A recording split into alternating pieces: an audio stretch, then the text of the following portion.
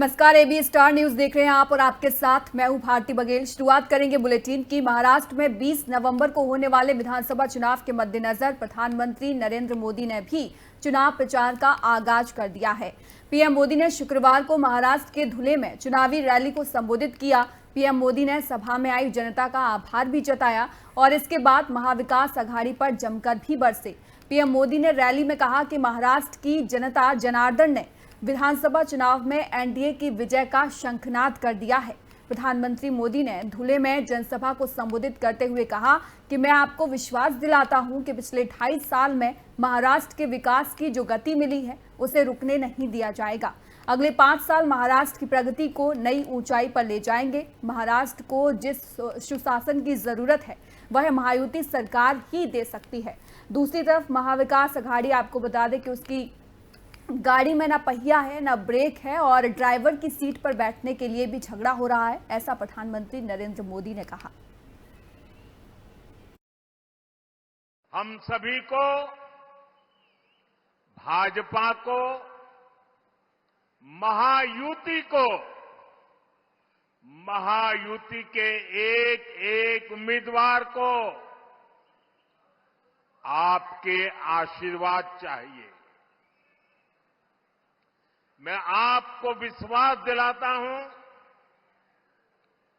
पिछले 2.5 वर्षों में महाराष्ट्र के विकास को जो गति मिली है उसे रुकने नहीं दिया जाएगा। अगले 5 वर्ष महाराष्ट्र की प्रगति को एक नई ऊंचाई पर ले जाएंगे। महाराष्ट्र को जो सुशासन चाहिए वो सिर्फ महायुति की सरकार ही दे सकती है। अलीगढ़ मुस्लिम यूनिवर्सिटी के अल्पसंख्यक दर्जे पर सुप्रीम कोर्ट ने आज बड़ा फैसला सुनाया है। रिटायरमेंट के आखिरी दिन सीजेआई डीवाई चंद्रचूड़ समेत 4 जजों ने एएमयू का अल्पसंख्यक का दर्जा फिलहाल बरकरार रखा है। कोर्ट ने 4-3 के बहुमत से यह फैसला सुनाया है। इसके अल्पसंख्यक दर्जे को 3 जजों की बेंच ने बनाई है। आपको बता दें कि नई बेंच फैसला लेगी कि एएमयू की अल्पसंख्यक दर्जा बरकरार रहेगा या नहीं। बता दें कि 7 जजों की बेंच ने सीजेआई के अलावा जस्टिस संजीव खन्ना, जस्टिस जेबी पारदीवाला और जस्टिस मनोज मिश्रा का फैसला एएमयू को अल्पसंख्यक का दर्जा देने के पक्ष में रहा। वहीं जस्टिस सूर्यकांत, जस्टिस दीपांकर दत्ता और जस्टिस सतीश चंद्र शर्मा इससे असहमत होते हुए नजर आए। इसी के अलावा आपको बता दें कि इस मामले में सुप्रीम कोर्ट ने पहले भी फैसला सुनाया था। 1967 में एस अजीज बादशाह बनाम भारत संघ के मामले में 5 जजों की संविधान पीठ ने माना कि एएमयू अल्पसंख्यक संस्थान नहीं है। पीठ ने अलीगढ़ मुस्लिम विश्वविद्यालय अधिनियम 1920 का हवाला दिया। इस अधिनियम के तहत ही विश्वविद्यालय की स्थापना की और माना कि एएमयू ना तो मुस्लिम समुदाय द्वारा स्थापित किया गया था और ना ही मुस्लिम समुदाय द्वारा प्रशासित था। इसके अलावा आपको बता दें कि 1981 में एएमयू अधिनियम में संशोधन में कहा गया था कि विश्वविद्यालय भारत के मुसलमानों द्वारा स्थापित किया गया था। इसके बाद 2005 में अल्पसंख्यक दर्जे का दावा करते हुए विश्वविद्यालय ने मुस्लिम छात्रों के लिए स्नातकोत्तर चिकित्सा पाठ्यक्रमों में 50% सीटें आरक्षित की। बता दें कि अल्पसंख्यक दर्जे को लेकर इलाहाबाद हाईकोर्ट में भी चुनौती दी गई। 2005 में इलाहाबाद हाईकोर्ट ने 1981 के एएमयू संशोधन अधिनियम को असंवैधानिक करार देते हुए इसे रद्द कर दिया।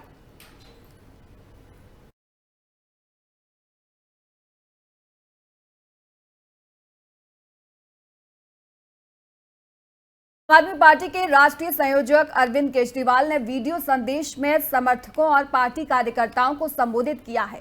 अपने वीडियो में अरविंद केजरीवाल ने कहा कि पिछले 2 सालों में हम सबसे मुश्किल दौर से गुजरे हैं। हमें तोड़ने और खरीदने की बहुत कोशिशें की गई, लेकिन हम नहीं टूटे। आम आदमी पार्टी के सभी कार्यकर्ता पहले से ज्यादा ताकत और जुनून के साथ एक परिवार बन गए हैं। अगले कुछ महीनों में दिल्ली विधानसभा चुनाव में ये लोग हमें हराने के लिए हर संभव कोशिश करेंगे। लोग अपनी पूरी ताकत लगा देंगे, लेकिन हमें किसी भी हालत में इन ताकतों को जीतने नहीं देना है। और क्या कुछ कहा अरविंद केजरीवाल ने, चलिए सुन लेते हैं। आम आदमी पार्टी के देश भर के कार्यकर्ताओं और सपोर्टर्स को मेरा नमस्कार, मेरा प्रणाम। कई दिनों से मन कर रहा था आपसे बात करने का। जेल से बाहर आने के बाद कई बार सोचा भी कि आपसे बात करूं। कई कार्यकर्ताओं से मैं व्यक्तिगत रूप से भी मिला, कुछ से मिल भी नहीं पाया, इसके लिए क्षमा चाहता हूं। पिछले 2 साल में सबसे कठिन दौर से गुजरे हम, पर कहते हैं ना, भगवान कठिनाइयां भी अपने सबसे प्रिय भक्तों को ही देता है, उनकी परीक्षा लेता है। इतिहास में कितनी कहानियां पढ़ी होंगी आपने। राजा हरिश्चंद्र को तो कितनी कठिन परीक्षा ली थी भगवान ने उनकी। भगवान कठिनाइयां भेज के आपको भविष्य की चुनौतियों के लिए मजबूत करता है। भगवान जब बहुत बड़ी कठिनाइयां भेजता है ना, तो ये भगवान का संकेत होता है कि भगवान आपसे आने वाले समय में कुछ बड़ा काम करवाना चाह रहा है। इसलिए हमें कठिनाइयों से घबराना नहीं है, उनका बहादुरी से मुकाबला करना है। पूरी पार्टी ने बहुत बहादुरी, साहस और सूझबूझ से अभी तक सारी कठिनाइयों का सामना किया है।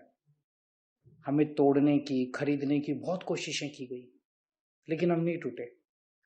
उल्टे आज आम आदमी पार्टी के सभी कार्यकर्ता और ज्यादा मजबूती और जज्बात से एक परिवार बन गए हैं। मैं जब कार्यकर्ताओं से मिलता हूं तो उनकी आंखों में जो नमी होती है, उनके मन में जो मेरे प्रति प्यार होता है, उसे देख के भाव विभोर हो जाता हूं। उनके चेहरे की दृढ़ता आने वाली बड़ी से बड़ी चुनौतियों का सामना करने का हौसला बयां करती है। हम लड़ेंगे, हम जीतेंगे। मैं जानता हूं आप मुझसे बहुत प्यार करते हो, मैं भी आपसे बहुत प्यार करता हूं। मेरे और आपके इस रिश्ते को किसी की नजर ना लगे। हमें अपने इस रिश्ते को अपनी ताकत बनाना है। अगले कुछ महीनों में दिल्ली विधानसभा के चुनाव हैं। ये लोग इस बार दिल्ली के चुनावों में हमें हराने के लिए सब कुछ करेंगे, सब कुछ, पूरी ताकत लगाएंगे ये लोग। पर हमें इन ताकतों को किसी भी हालत में जीतने नहीं देना। आजादी के 75 साल के बाद इस देश ने पहली बार राजनीति में जनता से जुड़े मुद्दों की बात सुनी है। लोगों ने पहली बार राजनीति में स्कूल, अस्पताल, बिजली, पानी, सड़कें, इन जैसे मुद्दों की बात सुनी है। 75 साल में पहली बार लोगों ने देखा है कि अगर सरकार ईमानदार हो जाए तो क्या कुछ नहीं हो सकता। आम आदमी पार्टी के देश भर के कार्यकर्ता अनुच्छेद 370 की बहाली को लेकर जम्मू कश्मीर विधानसभा में आज फिर हंगामा हो रहा है। सत्र के 5वें दिन विधानसभा में कुपवाड़ा में पीडीपी विधायक द्वारा अनुच्छेद 370 की बहाली पर बैनर दिखाए जाने के बाद हंगामा हुआ। आज फिर विधायकों के बीच हाथापाई हुई। भाजपा विधायकों द्वारा नारेबाजी की गई। इंजीनियर राशिद के भाई और अवामी इत्तेहाद पार्टी के विधायक खुर्शीद अहमद शेख और को मार्शलों द्वारा सदन से बाहर निकाला गया। विधानसभा में पीडीपी के खिलाफ नारे लगे। इससे पहले गुरुवार को भी विधानसभा में काफी हंगामा देखने को मिला था। विधायकों के बीच हाथापाई देखने को मिली थी। बता दें कि पीडीपी और पीपुल्स कॉन्फ्रेंस सहित विधायकों के एक समूह ने बीते दिन विधानसभा में एक नया प्रस्ताव पेश किया। इसमें अनुच्छेद 370 और 35A को उनके मूल स्वरूप में तत्काल बहाल करने की मांग की गई। बता दें कि विधानसभा ने बीते बुधवार को जम्मू कश्मीर का विशेष दर्जा बहाल करने का प्रस्ताव पारित किया है। घाटी के राजनीतिक दलों ने इस प्रस्ताव का स्वागत किया, जबकि मुख्य विपक्षी भाजपा इसका लगातार विरोध कर रही है।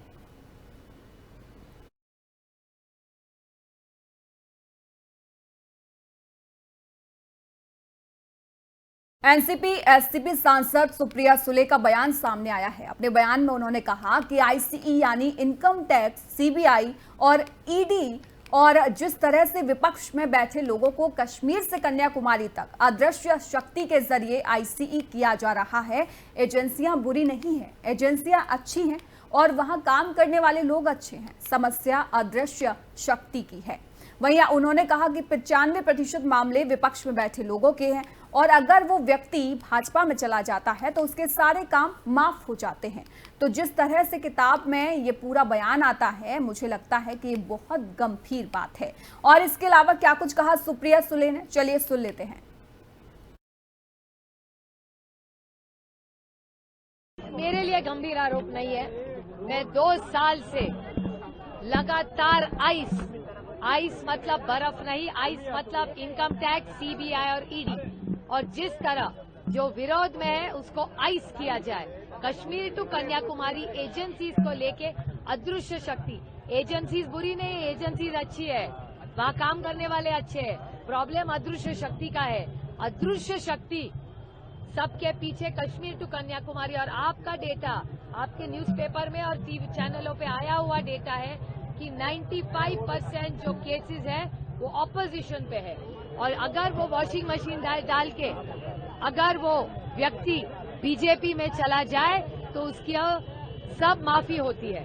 तो इस तरह जिस तरह से ये पूरा वक्तव्य आया है किताब में, मेरे ख्याल से बहुत गंभीर है, और जिस मामले में हम 2 साल से लगातार आइस के बारे में हो गए उसका कंफर्मेशन ये किताब है। मेरे लिए गंभीर आरोप नहीं है। मैं 2 साल से लगातार आइस मतलब बर्फ नहीं, आइस मतलब इनकम टैक्स, सीबीआई और ईडी, और जिस तरह उत्तरी कश्मीर के सोपोर में गुरुवार को शुरू हुई मुठभेड़ आज शुक्रवार को भी जारी रही। सुरक्षा बलों ने 2 आतंकियों को ढेर कर दिया है। शुक्रवार सुबह इलाके में एक बार फिर गोलीबारी शुरू हुई। सुरक्षा बल सोपोर के सागीपोरा गांव में छिपे 2 से 3 आतंकवादियों को मार गिराने की कोशिश कर रहे थे। इससे पहले गुरुवार को खबर आई थी कि सोपोर के सागीपोरा इलाके में सुरक्षा बलों ने एक अभियान शुरू किया है। सोपोर पुलिस और 22 राष्ट्रीय राइफल्स की एक ज्वाइंट टीम ने यह ऑपरेशन शुरू किया था। संयुक्त बलों ने नागरिकों की सुरक्षा सुनिश्चित करने के लिए उन्हें मुठभेड़ स्थल से हटा दिया था। सुरक्षा बलों को सोपोर के सागीपोरा गांव में 2 से 3 आतंकियों के छिपे होने की जानकारी मिली थी। खुफिया जानकारी के आधार पर सेना इलाके में तलाशी अभियान चला रही थी। गुरुवार शाम आतंकियों और सुरक्षा बलों के बीच गोलीबारी शुरू हुई थी। जम्मू कश्मीर के किश्तवाड़ में गांव रक्षा समिति के 2 सदस्य गुरुवार सुबह से लापता हैं। सेना के सूत्रों ने पुष्टि की है कि वे सुबह से लापता हैं। उन्हें खोजने के लिए तलाशी अभियान शुरू किया गया है। आतंकी संगठन कश्मीर टाइगर्स ने दावा किया है कि उन्होंने दोनों व्यक्तियों का अपहरण कर लिया है और उनकी हत्या कर दी गई है। कल रात को सोपोर के सिक्योरिटी फोर्सेस को खबर मिली थी, स्पेसिफिक इनपुट है 2 टेररिस्ट के बारे में सगीपोरा सोपोर इलाके में। तो हमने तुरंत जॉइंट सिक्योरिटी फोर्सेस की कॉर्डन एंड सर्च ऑपरेशन शुरू किया है। उस वक्त टेररिस्ट ने फायर उन्होंने खोले थे, तो तब ऑपरेशन शुरू हुआ था।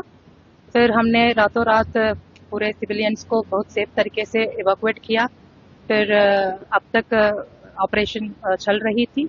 ऑपरेशन के एंड पे 2 टेररिस्ट मारे गए हैं, उनका आइडेंटिटी हम अब पता कर रहे हैं। बहुत सारा आर्म्स एंड एम्यूनिशन रिकवरी हुआ है, तो वो हम बताएंगे आपको। अभी सर्च चल रही है। कल रात को सोपोर के सिक्योरिटी छत्तीसगढ़ के बीजापुर जिले में सुरक्षा कर्मियों और नक्सलियों के बीच मुठभेड़ जारी है। जारी सूचना के मुताबिक घटना आज सुबह करीब 11 बजे की है, जब सुरक्षा कर्मियों की संयुक्त टीम नक्सल विरोधी अभियान पर निकली थी। एक वरिष्ठ अधिकारी ने घटना की विस्तृत जानकारी देते हुए कहा कि आज सुबह करीब 11 बजे उसूर बासागुड़ा पामेड़ इलाके के ट्राई जंक्शन पर एक जंगल में सुरक्षा बलों और नक्सलियों के बीच गोलीबारी हुई। इसके अलावा ये ध्यान रखना उचित है कि वर्तमान मुठभेड़ छत्तीसगढ़ के सुकमा जिले में अलग अलग अभियानों में सुरक्षा बलों द्वारा 19 नक्सलियों, जिनमें से 3 इनामी थे, उनको गिरफ्तार किए जाने के कुछ दिनों बाद हुई है। जारी की गई जानकारी के अनुसार जिला रिजर्व गार्ड, केंद्रीय रिजर्व पुलिस बल की 219वीं और 150वीं बटालियन और कोबरा की 201वीं बटालियन की संयुक्त टीमें इसमें शामिल थी।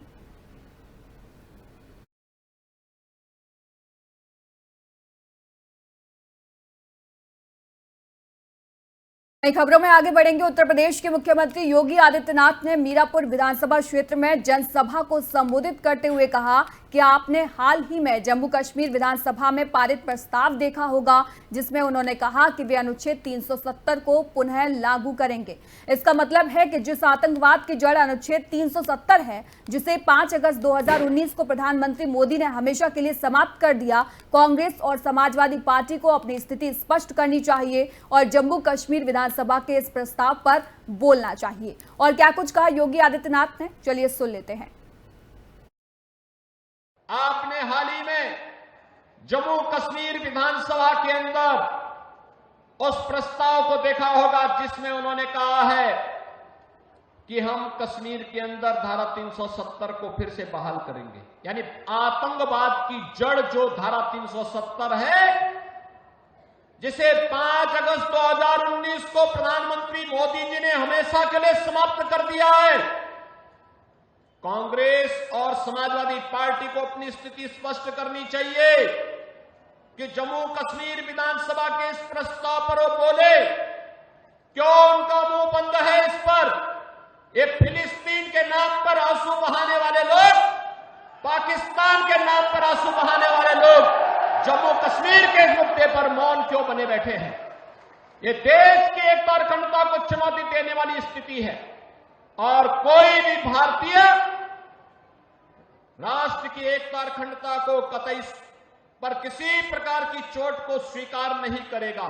आपने हाल ही में हिमाचल प्रदेश में मुख्यमंत्री सुखविंदर सिंह सुक्खू के लिए लाए गए नाश्ते की गड़बड़ी एक बड़े विवाद का रूप ले चुकी है। 21 अक्टूबर को सीएम सुक्खू ने शिमला में सीआईडी हेडक्वार्टर में साइबर विंग स्टेशन का उद्घाटन किया, जहां उनके लिए विशेष रूप से समोसे और केक का इंतजाम किया गया था। लेकिन यह नाश्ता गलती से सुरक्षा कर्मियों को परोसा गया। इस चूक के बाद सीआईडी ने मामले को गंभीरता से लेते हुए सरकार विरोधी कृत्य करार दिया और जांच का आदेश दे दिया है। जांच रिपोर्ट के अनुसार सीआईडी हेडक्वार्टर में सीएम के नाश्ते का इंतजाम एक आईजी रैंक के अधिकारी के निर्देश पर किया गया था, जिसने एक सब इंस्पेक्टर को होटल से नाश्ता लाने की जिम्मेदारी दी थी। इसके बाद सब इंस्पेक्टर ने यह कार्य एएसआई और हेड कांस्टेबल को सौंप दिया। हालांकि गलतफहमी के कारण नाश्ता सीएम की प्लेट तक ना पहुंचकर एम्प्टी सेक्शन में पहुंच गया, जहां इसे सीएम के सुरक्षा कर्मचारियों को परोस दिया गया। इस चूक पर डीएसपी विक्रम चौहान की अगुवाई में जांच की गई, जिसमें 5 पुलिस कर्मियों के खिलाफ सख्त अनुशासनात्मक कार्रवाई की सिफारिश की गई है। इनमें एक महिला इंस्पेक्टर भी शामिल है, जिन्हें कारण बताओ नोटिस जारी किया गया है। डीएसपी चौहान ने अपनी रिपोर्ट 25 अक्टूबर को आईजी को सौंप दी है।